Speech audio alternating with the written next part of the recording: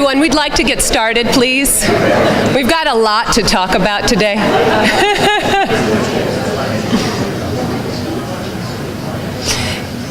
So first and foremost, thank you all for coming here today. My name is Christy Pichichero. I am an assistant professor of early modern French studies at George Mason University in Northern Virginia, and I'm honored to be chairing this plenary roundtable addressing structural racism in French history and French historical studies. I want to open up the roundtable by saying a few words about exciting new developments in the Western Society for French History and about the roundtable's theme of structural racism. Given the current political climate and ongoing discussions regarding diversity and inclusion on college campuses and in academia more broadly, the Western Society for French History has committed to a program of institutional innovations in order to continue the long-standing tradition of the Western as a place of inclusiveness. Over the past 2 years, the Society's executive officers and governing council have been pursuing this issue, establishing 2 committees, one of which I was privileged to be chair, and subsequently pioneering a number of exciting features that are being inaugurated at this conference. A new mission statement that you can soon read on the website, a mentoring program, and this event, the Western Society for French History Conference, Plenary Roundtable, and Workshop Series. The Plenary Roundtable focuses on an important topic in the profession with some attention to equity, diversity, and inclusion, and is coupled with a workshop that focuses on, on pedagogical and methodological issues related to the Roundtable theme. The workshop, which takes place this afternoon, gives conference participants the chance to delve deeper into theoretical questions, into methodologies and sources, curriculum development, classroom management, professional situations, and more. These new elements of the annual conference and of the Society more generally are a part of a concerted effort to inform and empower each member of our community to thrive in the profession and to be proactive participants in achieving equity and inclusion in the production and transmission of knowledge about the Francophone world. I want to begin with a round of applause for the Society's leadership for its commitment to piloting this important programming, to the committees that have contributed to this effort, and to the panelists for coming to share their perspectives on today's theme of structural racism.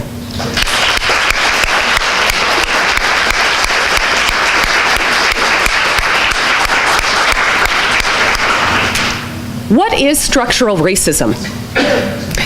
Structural racism is the system in which public policies, institutional practices, cultural representations, and other norms work in various, often mutually reinforcing ways to perpetuate racial group inequity. It is the normalization and legitimization of an array of dynamics, historical, cultural, institutional, and interpersonal, that in the French and American contexts routinely advantage white people while producing cumulative and chronic adverse outcomes for people of color. It is a system of hierarchy and inequity, primarily characterized by white supremacy, the preferential treatment, privilege, and power for white people at the expense of a long list of racially oppressed people, including individuals of North African, Sub-Saharan African, East Asian, South Asian, and Middle Eastern descents, among many others. Structural racism is often called the silent opportunity killer. It is the most profound, pervasive, and pernicious form of racism, from which all other forms of racism emerge.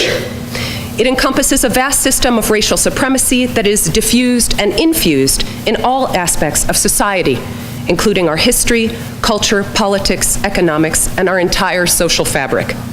We are all a part of this system, even if it is despite ourselves. French history and our contemporary moment present numerous examples of structural racism, from the Code Noir and the policing of race, including blacks and Jews in the metropole during the Ancien Régime, to the theories and mechanisms of colonialism in the 19th century, through the modern period in which processes of decolonization, urban planning, policies concerning labor, military deployments, education, and laïcité, the arts, and of course the French political landscape, which has seen a shocking rise of the extreme right in the form of Marine Le Pen and Le Front National.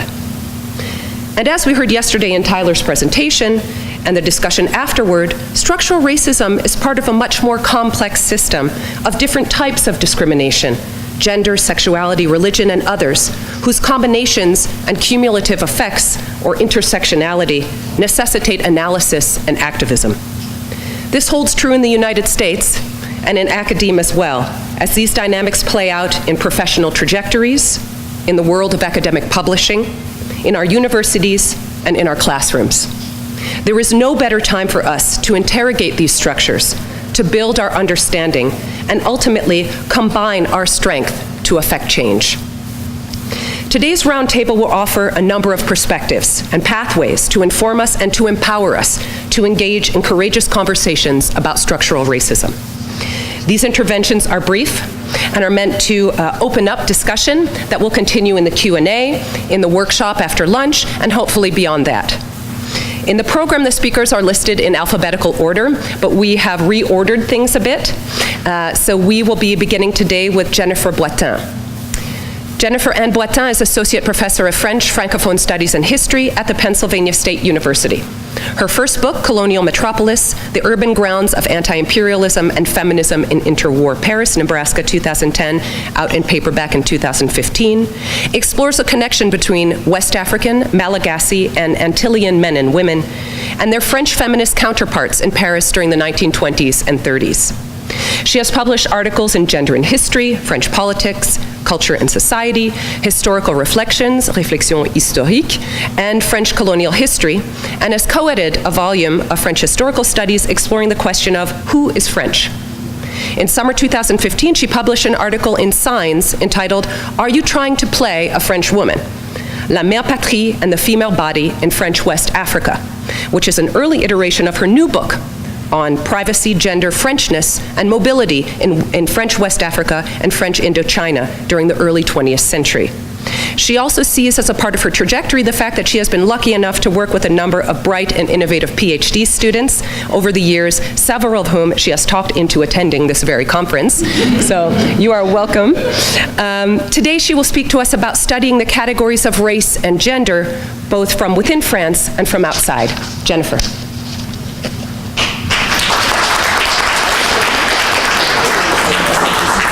Do whatever you want. All right. I was just wondering if I should stand, but apparently sitting is what we're going to do. It's fine.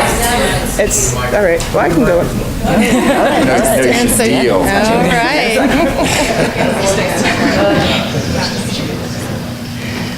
All right. So, a little under a year ago, I was presenting at another conference, which Tyler also attended and in fact somewhat helped to organize, and he was a plenary speaker there as well, titled Quel citoyen pour l'Empire, which was hosted by Paris 8, which some in this room no doubt already know as one of the more radical campuses in the Paris region. Also one of the few to have a gender studies program and to deal very openly with the question of race, and especially blacks in France, via a long-standing seminar on the question. So given that particular context, I was a bit surprised when one of the scholars in the room at the end of my presentation, which I gave in French because I was in France and also because I am French, he prefaced his question with this sort of throwaway comment. Bon, déjà, je pense qu'il ne faut pas utiliser le mot race dans la langue française. I wish he meant this statement in a utopian way, but what he meant was, it's an American problem and has no place here. A bit later, another scholar's question to our panel, this time from a woman, started like this. Pour moi, le genre ne sert strictement à rien. Ceux qui veulent parler de ces choses-là ont déjà le féminisme après tout. So apparently I give provocative talks. Apologies in advance. For now, I just want to focus on this idea that the word race is not French because it leads us to another important question. How do you study something when the word most recognized to describe it is not accepted as having its place in the French language by some people? How do you think through sociocultural inequality and structural racism if race itself is not a French category? So on the day of the conference, I had an easy answer because it turns out I wrote my first book in part on the word race. And in it, I think through how the word was used and explained by the black men and women who lived in Paris during the interwar years. Some were certainly bilingual or trilingual, but all were also native-born French speakers, and most were also French citizens, and many were highly educated. So if you're saying that you can't use the word race in French, then you're saying that a black French citizen with degrees from the Sorbonne or Normale Sup Dupe or Henri IV can't speak proper French. You're saying that when the Martinican author Paulette Nardal published her article titled Éveil de la conscience de race, she did not mean race as color. But of course she did when she wrote, and I quote her, Les femmes de couleur, vivant seules dans la métropole, moins favorisées jusqu'à l'exposition coloniale que leurs congénères masculins au facile succès, ont ressenti bien avant eux le besoin d'une solidarité raciale. C'est ainsi qu'elles se sont éveillées à la conscience de race. So my answer on the day of the conference was relatively easy because I study people who discuss race. But I left and started informally asking French colleagues of mine who study aspects of race in France, because they are there, via themes such as nationality, citizenship, African-American literature, structural racism in the justice system, including the treatment of racist slurs by the police in the justice system, what they thought of my experience, of this experience I'd had during the conference. So no one was surprised, first of all. But we debated the relationship between refusing the word race and addressing the problem of racism, including structural racism, within the academy itself in France. Several of my colleagues with origins outside of the metropole, including in North Africa, Mauritius Island, Guadeloupe, Martinique, Haiti, Guyane, and Corsica, and there is a logic there, proposed that the structuralism of this racism was partly about the refusal to recognize the fact that in France, we do and have, in fact, have an American-style history of using the word race to denote color, which does not mean it's an identical process, but it certainly has significant and important resemblances, most of my colleagues agreed. Race as color, such as the preferred self-denomination among some men and women of black, said in French today to describe themselves, is not a recent American import. For example, in research for my current book, I uncovered a significant number of documents produced by administrators who forgot to use the code words of European to signal white and African to signify black, and instead defaulted immediately to color as a descriptor. This is in the 20s and 30s. So today's refusal to accept that race is French erases the manners in which race is color, and hence racism, informed by different physical traits, has been one part of French history for centuries. The second problem, most identified among my colleagues, was within the academy itself in France. Several of my colleagues stated they experienced more racism, now this is informal conversations, but still it was a repeated theme, that they experienced more racism, especially backhanded microaggressions within their academic structures than out on the streets. All pointed out that with few exceptions, and Papendiaï at Sciences Po is one of these, most professors are not hired because they study racial questions or have already published on questions of race. They only manage to do so indirectly or after their first book, usually. And so the academy itself is structured to refuse race, since it self-replicates. When a professor retires, he or she is replaced by someone in that same field, which is why many people who study the question, even people such as Papendiaï, spend time outside the French Academy or outside the metropole for their studies. And many actually come to the United States, including some of my students over the years. So to return to my question of what to do about structural racism when the word race itself is not recognized as French, let alone as a real signifier of sociocultural inequality and profoundly unequitable power structures, one of my answers is keep studying the word itself throughout history. For example, keep thinking about how people who are not the white metropolitan majority at any point in history use the word race. What does it mean to them? What does it allow them to achieve? How does tracing the history of such a word and its color-based co-signifiers help us to identify structural racism throughout history, and ideally also help us to explain it to others on all sides of the Atlantic and across the world? Stop.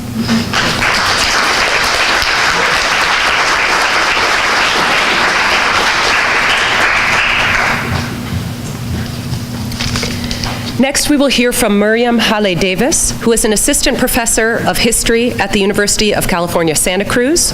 Her current book project studies how the post-war reinvention of a market economy influenced prevailing ideas of race and national identity in Algeria.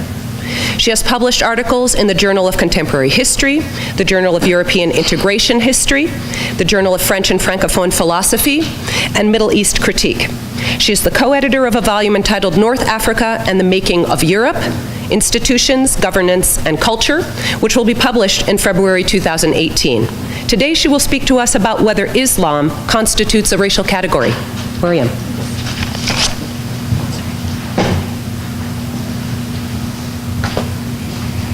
Hi, I want to echo everybody's sentiment thanking the organizers for this panel and this series of panels. It's wonderful to be here and have these conversations. This is the second time I've participated in one of these kind of altered format panels, and I take it as an invitation to a rant. So that is my declared objective here, but in 7 minutes, that's more or less what you're going to get. So just think that there's a very interesting and well-supported footnote underneath every polemical statement I make. So I was very happy to be invited to this panel also because I thought racism is by definition structural racism, right? There is no racism that's not structural. And at the same time, I felt this is a very important issue to be brought up and flushed out, precisely for the reasons that Jennifer brought out. Why is it so, why does it feel so gutsy to talk about structural racism when all racism is structural? And I do think that this switch in vocabulary actually opens up a lot of doors, both in the political work that some of us do, and I'm not the only one here who's had the honor of being called an Islamo-gauchiste in the French media, but also in terms of historiographical questions that some of us are dealing with. I work on Algeria, so of course I have Fernand in the back of my head at all times, and some of my reflections you'll see kind of are coming out of reading him and Dabashi's reading of Fernand in Brown Skin, White Masks. So first of all, I think that kind of decentering the vocabulary and thinking about race both as an actors category, as we just heard, but also as an analytic category is helpful here. One of the books that was formative for me was the volume on racial formation in the US by Omi and Winant. And so I wanted to know, what would this bring a study of Islamophobia, right, the word Islamophobia itself? What kind of work does that do? And then I'm going to just extend this forward to the discussions on Islamo-gauchism. What does that mean? What is that? And is it responsible, pedagogically, we often tell our students colonial echoes matter, and they matter today, and it's a very effective way of getting students engaged. But is this kind of straight line from 1962 to 2017 doing us a disservice? And that's the rant. So, does the term Islamophobia do the work we need to do? As Fernand reminds us, French settlers are not Islamophobic, right? They're invested in building a nation on the economic and social resources of whiteness. It's not the same thing. Similarly, in a ranty mode, the notion that Muslims in Algeria or elsewhere are merely racialized or others, I find maddeningly imprecise. Right? One has the idea that racialization falls from the sky, it just happens, or that there are populations that were not racialized, i.e. The white settler population in Algeria, which, as we know, right, there's a lot of work that is done in making these populations white, either through naturalization, right, with the Crémieux Decree, or in taking a ragtag population of southern Italians and Maltese and making them white. So whiteness itself is a category that we need to interrogate. And also, just as a kind of a footnote, right, there's no conversion for the Algerian Muslim. That's not possible. They become a Musulman Catholique, and the entire naturalization is premised on their Islamic beliefs being a foreclosure to citizenship. So those are kind of the historical footnotes that I would have developed. And so a definition of racial formation, on the other hand, denotes, and I'm quoting the Omi and Winant here, the socio-historical process by which racial categories are created, inhabited, transformed, and destroyed. And I'll come back to the transformed part in the second part of my 7 minutes. And so this incentive to use a religious rather than racial lens is not a new phenomenon, and one sees it in the most used currents of post-colonial thought. I mean, Jacques Derrida, Abrahamic religions, this is a vocabulary we know well, or even in some of the newer works on decoloniality, Walter Mignolo, etc.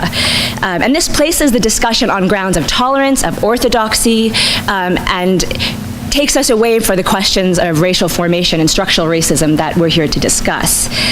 So I actually find the term anti-Muslim racism more useful. And the question of, is France's post-2006 life related to colonization? I'd like to say yes or no. And here I come back to the way that racial categories are transformed. So the notion of Islamo-gauchism has become very, unfortunately, common in France, and attacking academics and mediatic figures as Islamo-gauchiste.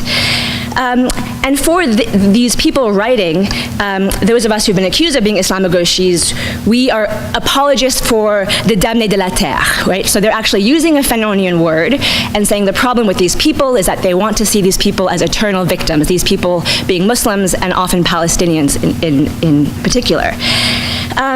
But I would argue that Islamo-gauchism as a category only makes sense once a certain liberal stance regarding Islam has been accepted, and once a certain vision of what the left is, or gauchism is, has also been accepted. And here, if I had another 20 minutes, I would argue that the Algerian Civil War is actually the place that we need to go to think about this, right? So the Algerian Civil War being the moment where you have a split between éradicateur and réconciliateur, and also the transformation of Algeria as a place that used to be a model for socialism and third worldism that becomes reinscribed as a place of radical Islamism. And I would also note that Algerian intellectuals themselves and the migration of Algerian intellectuals from Algeria to France, one can think of people like Malik Benabi, Boualem Sansal, in a more contemporary vein, Kamal Daoud, but I will definitely not be speaking on that. So I just wanted to show you one image I came across while preparing this talk that I had seen, that friends had sent me. Islamo-gauchism, what is it? This comes from, ta-da, oh, no. The blackness. This is good, it adds to suspense. All part of the plan. So this is from the pages of Le Figaro magazine, l'Islamosphère, right? And you have this coterie of politicians, right? You have Hamon, Poutou, Tariq Ramadan, Adol Pinel, etc., who are there, and the idea, we've seen images like this before, right? Partisans of a religion who are conspiring to take over the world. This should raise very worrying imagery. And I would also note that only two of the people on this kind of conspiracy theory geography self-identify as Muslims, right? So Islamo-gauchism as a racial category, I would just kind of index the fact that if we take seriously that race is, right, the biological as a placeholder, and that it's a matrix of cultural and biological elements, that also means that contamination is a threat, right? People who work on urban history or disease know this. There's always the contamination of the racial. And here one sees the contamination, right, of the racial as a political threat to France. And so I just wanted to end actually with some words from Sartre, an anti-Semite in Jew, because I think this ties in very well. He says, if I wish to know who the Jew is, I must first inquire into the situation surrounding him, since he is a being in a situation. So to me, the call to structural racism is to go back to the situation, and also to suggest that the situation is not reducible to a phobia. Thanks.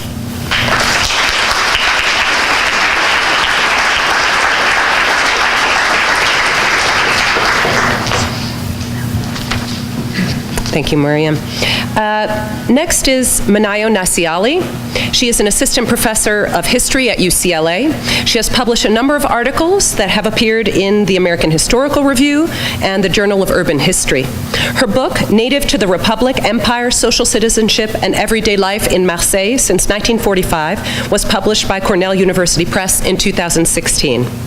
Today she will speak to us about her experiences working with members of Marseille's Comorian community and navigating how the personal and community archives that they shared shaped her research in state-run archives. Minayo.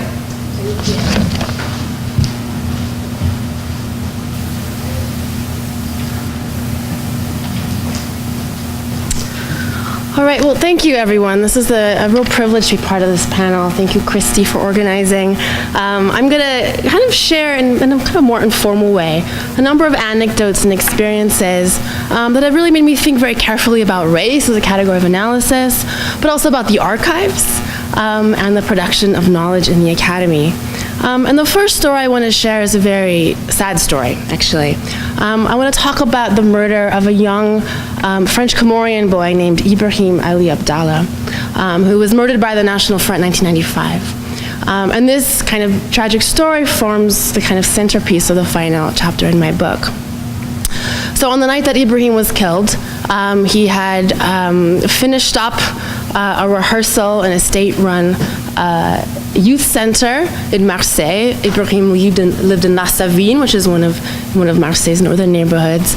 And Ibrahim was part of this kind of informal hip-hop group called Bivai. So he and his friends had wrapped up this rehearsal quite late, and afraid they'd miss the last bus home, they began running towards the bus stop. It was also Ramadan, and so they were eager to get home to be with their families. Unbeknownst to them, next to the bus stop was this car. And in the car were 3 members of the FN who had been patrolling the neighborhood, protecting the neighborhood, right? And they were armed. And when these 3 men saw these 3 dark figures running towards them, they reacted. One of the men gets out of the car. He was trained as a master marksman, basically had sniper training, and he opens fire. He begins shooting at these boys. The boys, realizing that they're being shot at, they turn on the heels, they begin running back to the youth center, but for Ibrahim it was too late. He was shot in the back, and he died there in the street. There's of course much more to this story that I don't have time to talk about now, but as in kind of aftermath of this murder, the FN members said that they had acted in self-defense, that this was the reason for why they had shot and killed Ibrahim. So over the course of researching this very tragic story, I came across an interview that was recorded about 10 years after Ibrahim was killed. And it was recorded for a website run by members of Marseille's very large Comorian community. And one of Ibrahim's friends who had survived the attack tells the interviewer kind of point blank, and here's the direct quote. He tells the interviewer, Ibrahim was killed because he was black. I remember when I read this, I was really kind of struck, taken aback, both because of the way he said it, the pain, the trauma still evident in his voice, but also because I was thinking, how am I going to reconcile this statement with the scholarship and the way the French Academy in particular has tried to deal with questions, or not deal with questions of race. So I want to share now another experience. So just the other day, I was doing a book talk, and as part of the event, a number of critics were there giving feedback on my book, which was wonderful. And one of the scholars was a French scholar, and here there are going to be echoes with Jennifer's talk. One of the scholars says, you know what, I think this book would really be great, especially if it was written, about kind of the African American experience in the United States. Specifically, I know we're laughing, but I think this is an important. Specifically, she took issue with the critical methodology that I employed in the book, specifically the ways in which I talked about race as a category of analysis. And she said, you know what, this really there is no place for a discussion about race. The French academic community, I shouldn't say community, the French Academy, really, will not be able to resonate, will not be able to really kind of engage with the book. So I want to return to this statement, Ibrahim died because he was black. And I want to think about it in relationship to this comment. So, of course, there are many in France now, specifically at Paris 8, right? Many scholars who are, of course, engaging with notions of race, and are doing so very much in the, doing so, I think, very much in a way that engages, for example, with Stuart Hall, Paul Gilroy, thinking about race as an articulation. And are doing so in a way that I think shows, engages with some of the anxiety that this French scholar had. Specifically, they're not talking about race as a kind of biological essentialized category, but thinking about articulation, the ways in which notions of difference are always discussed in relation to kind of other categories of analysis. Here, thinking again about Tyler's talk yesterday, gender, race, and in my book, questions of space. So this statement, Ibrahim died because he was black. How do we reconcile that statement with this kind of experience, this critique that I often receive, and I've received it since I've been in the business on both sides of the Atlantic. Specifically, I want to situate this historical utterance. And to Ibrahim's friend, it was very much an historical fact within the archive. Particularly, I want to ask a question that I think has been asked many times, but has particular meaning, I think, for this roundtable. And the question is, what responsibility do we have as historians to question and to curate the archives upon which we base our research? How can looking beyond quote-unquote traditional archives broaden our understanding about what French people are really saying, really thinking, and really experiencing about notions of difference, notions of race. So for this particular chapter, I really kind of pushed myself. I'm not a trained anthropologist, but I really pushed myself to kind of seek out, activists who very much kind of date their period of activism to Ibrahim's death. I worked with organizations in the neighborhood. I really tried to kind of look at and engage with questions that really weren't kind of part of the major narrative that I was seeing in the state archives. There's much more I can say about this, but I also understand that, for example, what do we say when our sources are dead? And I have particular ideas about this that we can address in the Q&A. But for me, really pushing myself to kind of question the archive and kind of look upon people's personal experiences and their personal archives really helped me to really flesh out the story around Ibrahim's death, and in particular, drawing from kind of thinking of the archive in a much more expanded way, helps me to really situate this statement: Ibrahim died because he was black. And in particular, I think in this context, thinking about the different intersections of class, of gender, of race, really helped to flush out and embed this statement within what was, very much at stake in the 1990s, specifically, on the one hand, anxieties about so-called immigrant juvenile delinquency, which was a very kind of common theme in the 1990s. From this statement, I think we can also think about anxieties about class, and ideas about kind of unemployment and the ways in which there was like fears about an entire class of people, bringing down the French welfare state. There was also embedded in this statement, Ibrahim was killed because he was black, questions about gender and masculinity, the kind of fear about male criminality embodied in the quote-unquote immigrant. And finally, I think this statement, Ibrahim died because he was black, also reflects a kind of spatial context, which I think is really important for this moment in France. The ways in which particular neighborhoods, quartiers sensibles, embody and are sites, crystallizations where these many anxieties are manifest. So, I think I'll just end by recounting a conversation I had with a young French scholar. So I've been lucky enough to participate in this kind of transatlantic conversation on les populations noires en France. And at this particular conference at Berkeley, a young French scholar kind of came to me and says, this is one of the first times I felt that my research has been taken seriously. He says, it's really hard for me to feel validated in the French context because, I deal with questions of race. This particular scholar, I believe his parents might have come from Mali. He was also the first generation in his family to become an academic. And so I want to take this statement that he made, this kind of sense that he felt really validated in being able to engage at this particular conference as a starting point upon which to ask a couple of questions. And the first one is, what is his statement about the ability of a new generation of aspiring academics to make it, to not be shut out, really say about diversity in the academy? And finally, what does his statement say about the production of knowledge in the academy and also the policing of knowledge and in the archive? Thank you very much.